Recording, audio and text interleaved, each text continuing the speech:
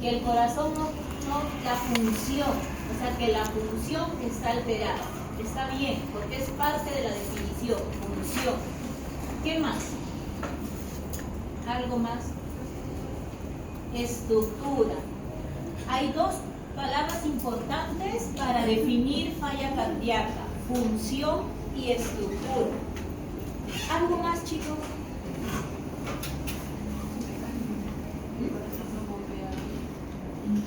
Ya, o sea, finalmente no va a ser el trabajo de bombear adecuadamente la sangre, de inyectar la sangre adecuadamente. ¿Algo más? ¿Cómo lo diagnostico? Clínica. ¿Y cuál será esa clínica?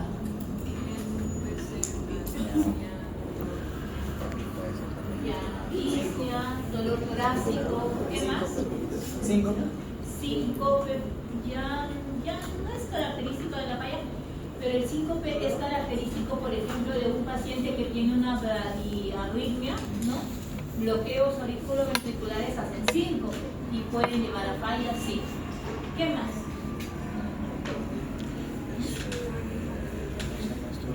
Mareo, palpitaciones sería ingurgitación yugular. ¿Qué más?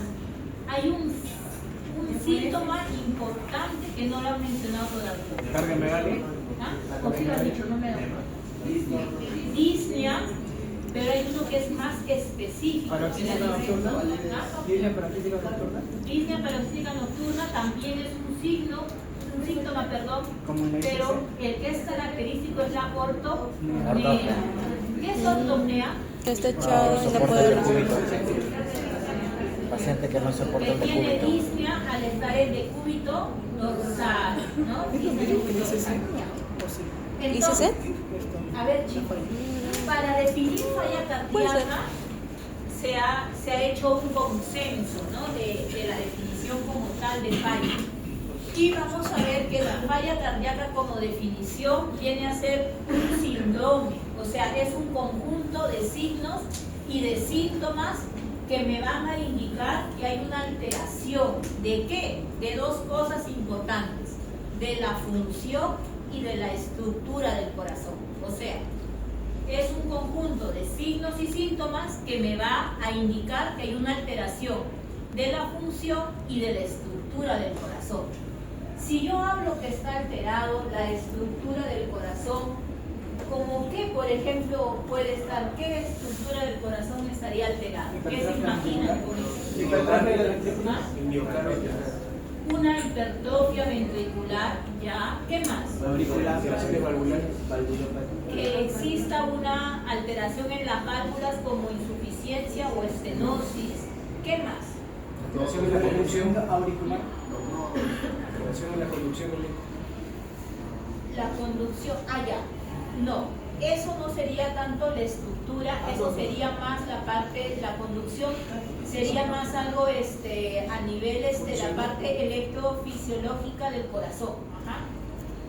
Pero que sí me puede llevar a una falla cardíaca. ¿Qué más en estructura? ¿Alguna patología congénita que pueda llegar a tener? Muy bien, una alteración congénita del corazón. ¿Qué más?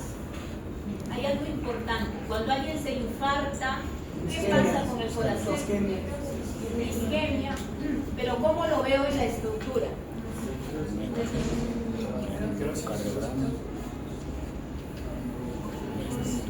Falta de agregación. Necrosis vería si es que yo le hago con una biopsia, ¿no? Y puedo evaluar. Lo que voy a ver es la contracción va a estar disminuida. O sea, va a haber una hipocinesia, no se contrae, estructuralmente no se contrae ese corazón. ¿No? Entonces, ¿cómo puedo yo observar la estructura del corazón? Porque dice que el diagnóstico, o sea, es síntomas que me están y signos que me están llevando a una alteración que se van a dar, por una alteración de la estructura y de la función del corazón. ¿Cómo voy a ver la estructura del corazón? ¿A través de qué examen? Un EKG lo puedo evidenciar porque ¿qué encontraría en un EKG? encontraría que los ventrículos pueden estar alterados de tamaño y eso lo puedo ver con el complejo QRS. ¿Qué más? ¿Qué otro examen puedo hacer? Ecocardiograma. Entonces, miren, el ecocardiograma es uno de los exámenes fundamentales para yo poder evaluar estructura del corazón, porque con el ecocardiograma ustedes van a poder ver cómo se contrae el corazón, van a poder ver si el ventrículo izquierdo está hipertrófico o está dilatado, van a poder ver a las válvulas si hay insuficiencia, si hay estenosis. Entonces, el ecocardiograma es fundamental para ver estructura del corazón. Pero parte de la definición también me dice que se altera la función. Una de dos, la estructura de la función o ambos puede ser. ¿Cómo evalúo la función del corazón?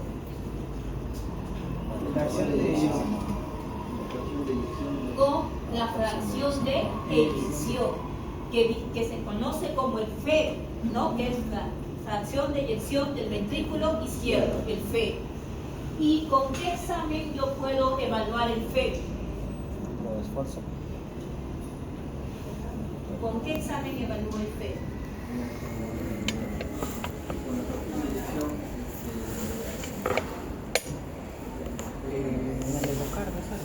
Claro, yo quiero saber cuánto es la fracción de eyección del ventrículo izquierdo de una persona. ¿Con qué examen? No, sí, pero ¿con qué examen lo ves? ¿Con el eco? Con el ecocardiograma. ¿Han visto algún ecocardiograma en el hospital? No. Nadie, ninguno, ¿no?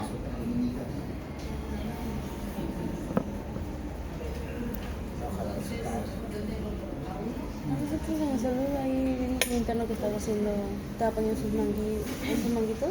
Esas son ecocardiograma. Un ecocardiograma es una ecografía. ¿Es diferente? Es una ecografía.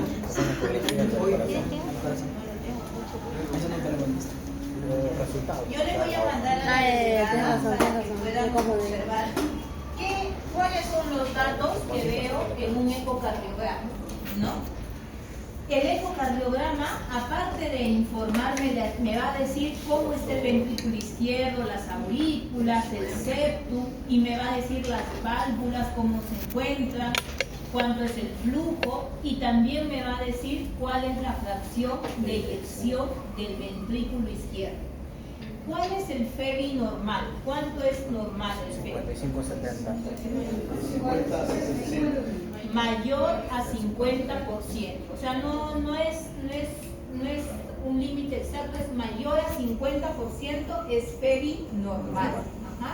Entonces, para yo ver entonces estructura y función, ¿cuál sería el examen necesario que le debo de hacer a ese paciente?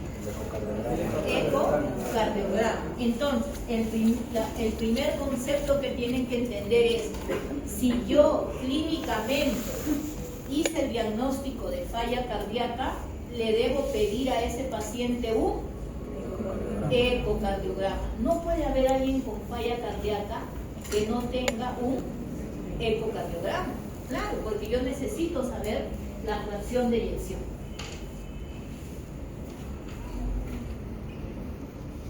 Entonces, para hacer la definición, antiguamente deben haberlo visto ustedes, que la definición era a través de los criterios de Framingham, ¿no? Habían criterios mayores y criterios menores.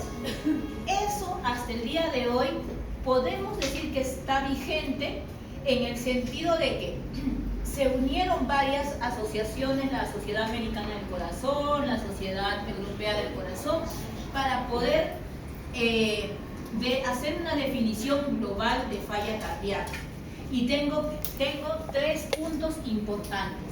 El primero de ellos me dice que tiene que haber síntomas o signos de falla cardíaca causados por una anormalidad de la función y de la estructura del corazón. O sea, dentro de ese cuadro celeste estarían los criterios de Framingham, lo que se usaba antiguamente, ¿no? Para ICC. Pero eso sería mi diagnóstico clínico. Quiere decir que ustedes, solamente observando al paciente, pueden hacer el diagnóstico de falla cardíaca, examinándolo, ¿no? Listo. Entonces, pero con eso no basta, dice. No es solo con la clínica, yo hago mi diagnóstico clínico. Pero a eso le tengo que colaborar con al menos uno de los siguientes. ¿Y cuáles son ellos? Uno de ellos es la elevación del péptido natriurético. Tengo que pedirle sedosa en sangre, y si este valor sale elevado, vamos a ver ahora los valores, si está por encima de lo establecido, diré entonces que es una falla cardíaca. ¿Qué es el péptido natriurético? Péptido natriurético atrial. ¿Qué? Es un relajante. Relajante. Ahí se me fue la física. ¿Quién la produce? El corazón. Las células cardíacas. ¿Ya? ¿Y qué hace? Ayuda a eliminar líquido cuando en la inyección. Ya, ajá. ¿Por qué ayuda a eliminar líquido? Porque trabaja en el sistema renal. Es un Vasodilatador. vasodilatador. Es un vasodilatador. Dice que el péptido natriurético es un biomarcador. Me va a indicar que cuando este se eleva mucho, quiere decir que el corazón lo que está haciendo es generarlo cada vez más porque quiero vasodilatar.